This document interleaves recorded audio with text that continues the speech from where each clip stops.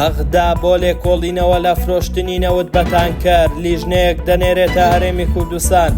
کۆکیەکی نوێ لە نێوان هەولێر و بەغدا لەسەر پرسی موچە سەر هەڵدەدات. دارایی عێراقیش داوای پارەی زیادە لە هەرێم دەکاتەوە.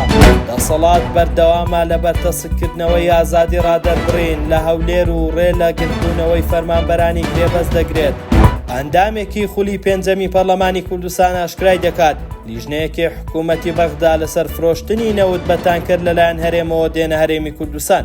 عومەر گوڵپی ئەندامی خولی پێنجەمی پەرلەمانی کوردستان لە پەیجی خۆی نووسیویەتی سبەینێ لیژنەیەکی حکوومەتی بەغدا بۆ بەدواداچوونی فرۆشتنی نەوت بە تانکەر لە ڕێگەی دەواازە سنووریەکانەوە دەگاتە هەرێمی کوردستان. عومەر گوڵپی ئاماژەی بەوە کردووە لە ئەمڕۆوە دەستیان کردووە بە لابردنی تانکەرەکان و ڕاگررتنی هاتوچۆیان بۆ ئەوەی بڵێن کوانەوت بە تانکەر دەفرۆشین. ئەوە لە کاتێکدا دوای ڕاگیرانی فرۆشتنی نەوت بە ڕێگەی بۆڕی هەرێم دەستی کردووە بە فرۆشتنی نەوت بە شێوەی تانکەر و داهاتەکەشی نادیارە.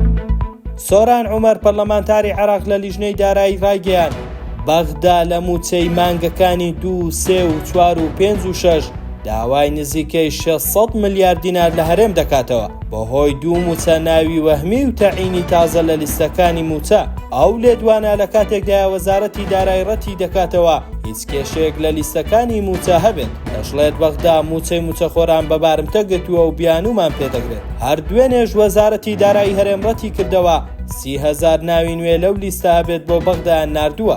جێی باسا بەهۆی کەم و کوڕی لە لیستی موچە کۆتایی هەفتەی ڕابردوو بەغدا دووبارە داوای لیستی موچەی مانگی 7 لە حکوومەتی هەرێم کرد. بڕیار وابوو ئەمڕۆ فەرمانبەرانی گرێبەست لە پێش ئەنجومەنی وەزیرانی هەرێمی کوردستان گربوونەوەی ناڕەزایەتی ئەنجام بدەن، بەڵام لەلایەن هێزێکی زۆری ئەمنیەوە ڕێگریان لێکراوە بچنە بەردەم باڵەخانەی ئەنجومەنی وەزیران. باگوێرەی زانیاریەکانی ستاندەر هێزێکی زۆری ئەمنی لە نزیک باڵەخانەی ئەنجومەنی وەزیران بڵاوی پێکرابوو تەنانەت ڕێگەیان نەدا فەرمانبەرانی گرێبەست نزیکی ئەنجومەنی وەزیران ببنەوە. نوێنەری فەرمانبەرانی گرێبەست لەم بارەیەوە ڕایانگەیاند لەلایەن دەسەڵاتەوە فشارێکی زۆرمان لەسەرە کە گرتبوونەوەی ناڕەزایەتی ئەنجام نەدەین، بەڵام ئێمە سوورین لەسەر گەیاندنی داواکاریەکانمان و پێویستە حکوومەت چارەنووسی ئێمە یەکلایی بکاتەوە. ستاندەر نووزمان پێشکەشکردن. شاد و کامەران بن.